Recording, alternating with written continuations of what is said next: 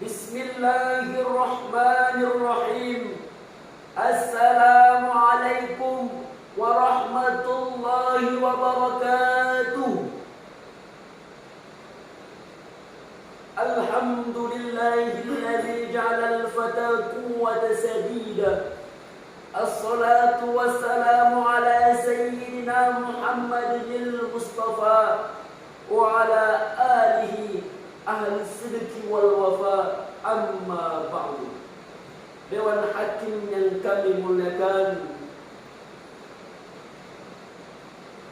dan pemirsa yang kami banggakan, pemuda adalah generasi penerus bangsa dan agama. Masa depan akan ditentukan pemuda pada saat ini. Yusuf Qaradawi dalam bukunya Ummatuna Baina Qarnaini mengatakan, di antara buah kebangkitan yang paling manis dan yang paling gemilang adalah kembalinya pemuda ke ajaran agama.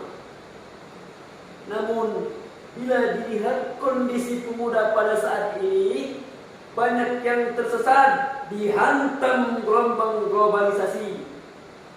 Mereka tertipu dengan gemerlapnya duniawi, mempertontonkan aurat bersimbolkan tren masa kini, dan melakukan pelencengan dengan mengatasnamakan hak ajasi. Inilah yang menyebabkan dedikasi moral pemuda saat ini silih berganti.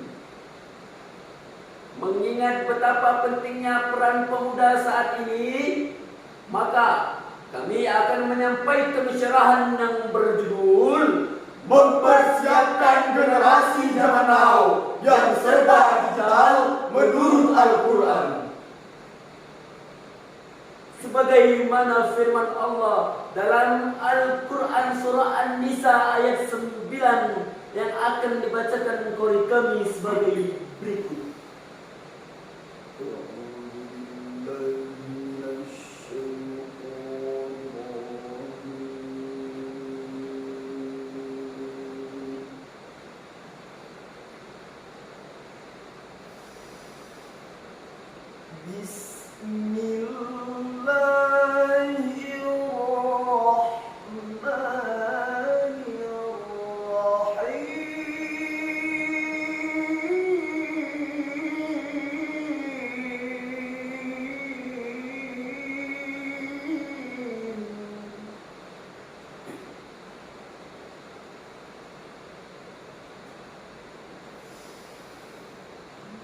وَلْيَخْشَ الَّذِينَ لَوْ تَرَكُوا مِنْ خَلْفِهِمْ ذُرِّيَّةً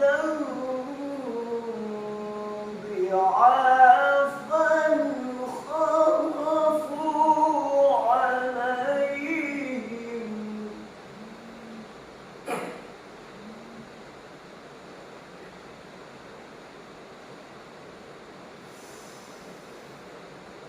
فَلْيَتَّقُوا اللَّهَ وَلْيَقُولُوا قَوْلًا سَدِيدًا. Aku berlindung kepada Allah dari godaan syaitan yang terkutuk.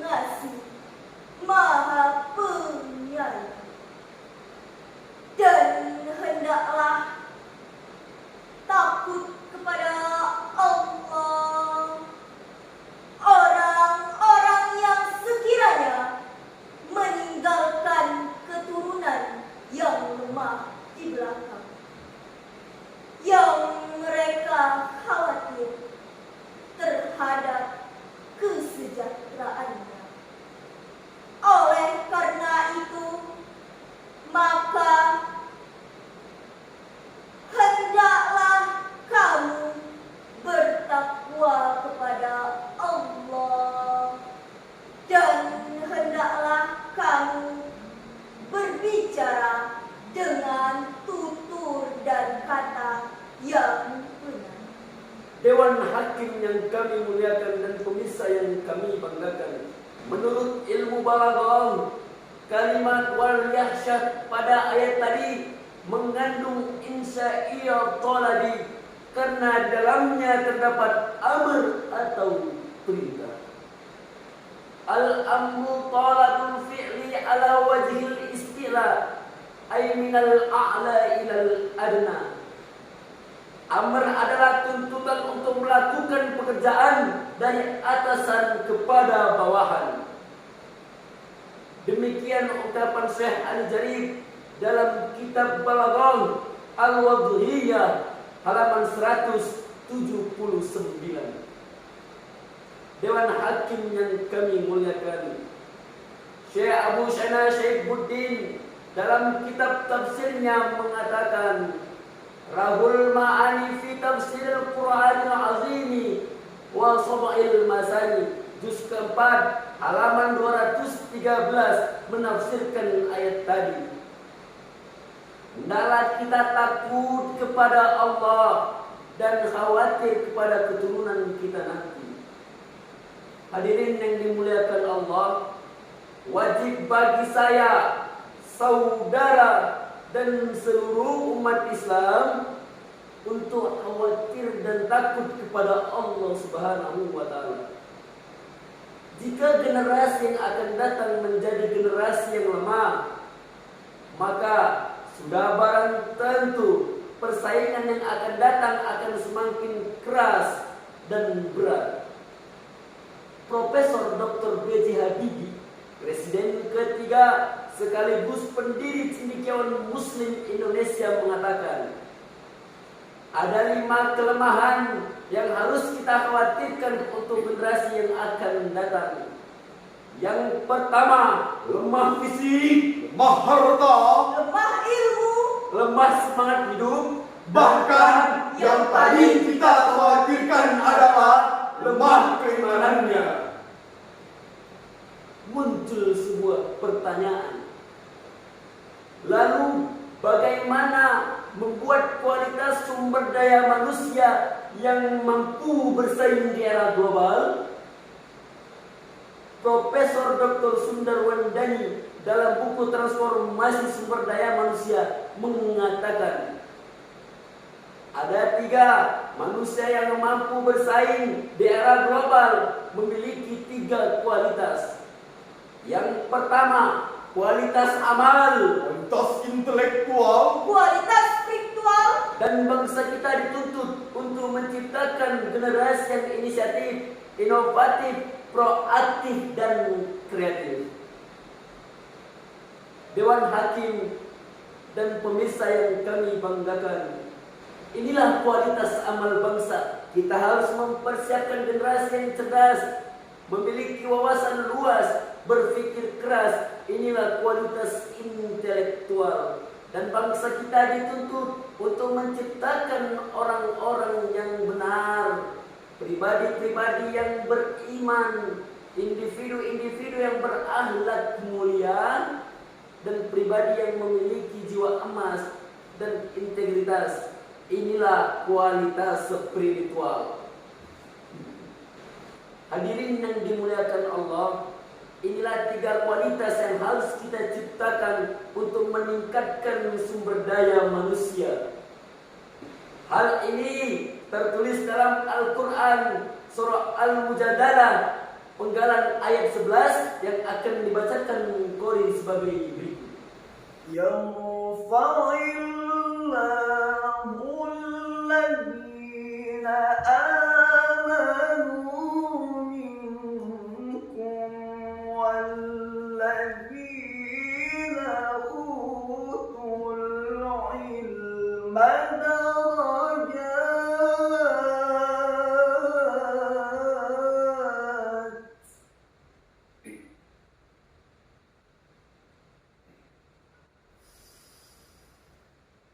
Wallahu bima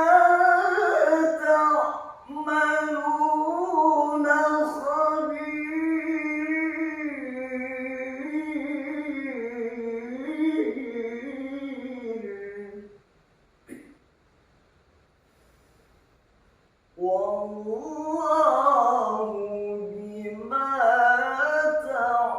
تعملون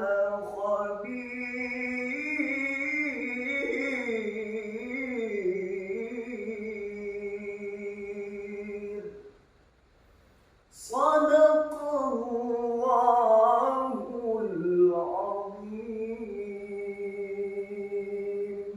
Niscaya Allah akan menaikkan derajat orang-orang yang beriman di antaramu dan orang-orang yang diberi ilmu beberapa derajat. Dan Allah mengetahui apa yang kamu kerjakan. Maha benar Allah yang maha agung dengan segala firman-Nya. Bagaimanakah jika kondisi bangsa kita pada saat ini dikaitkan dengan ayat tadi? Alhamdulillah, kita patut gembira karena pemerintah kita sedang giat-giatnya meningkatkan pendidikan nasional. Kami bangga dengan program pemerintah yang memberikan dana BOS kepada siswa dasar dan menengah. Kami bangga dengan wajib program 12 tahun belajar. Kami juga bangga terhadap pemberian biaya siswa terhadap siswa dan mahasiswa yang berprestasi. Kami juga bangga terhadap peningkatan kesejahteraan guru dan dosen. Bahkan kami sangat bangga karena pemerintah melakukan pengalokasian dana APBN sebesar 20% untuk peningkatan pendidikan nasional. Alhamdulillah. Hadirin yang dimuliakan Allah, bagaimana meningkatkan kualitas sumber daya manusia yang baik? Yang pertama, untuk pemerintah yang terkait di bidang pendidikan yang bisa mengambil kebijakan, kami mohon untuk pendidikan akhlak dan akidah lebih ditingkatkan dan diperluas porsinya di kurikulum pendidikan nasional. Yang kedua, kami mohon kepada orang tua kami, didik anak kita dengan pendidikan amal dan iman, serta tanamkan di dalam hatinya semangat belajar yang tinggi. Ketiga, teruntuk para guru, dosen, dan segala yang terkait di bidang pendidikan, kami mohon, didiklah anak didik kita dengan pendidikan dan keimanan. Hadirin yang dimuliakan Allah, Ali bin Abi Thalib berkata, Subhanul yaum rijalul ghudan. Pemuda hari ini, pemimpin masa depan. Akhirnya, syarahan ini dapat kami simpulkan. Pemuda harus memiliki 3 kualitas. Yang pertama, kualitas amal, kualitas intelektual, dan kualitas spiritual. Maka bangsa kita akan menjadi bangsa yang baldatun thayyibatun wa rahbun ghafur, yang mampu bersaing di era global. Hadirin yang dimuliakan Allah, sekianlah sarahan dari kami. Lebih dan kurang kami mohon maaf. Wallahul muwaffiq ila aqwamit thoriq.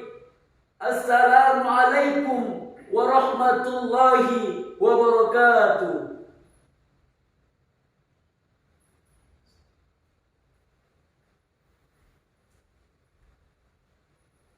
Gila.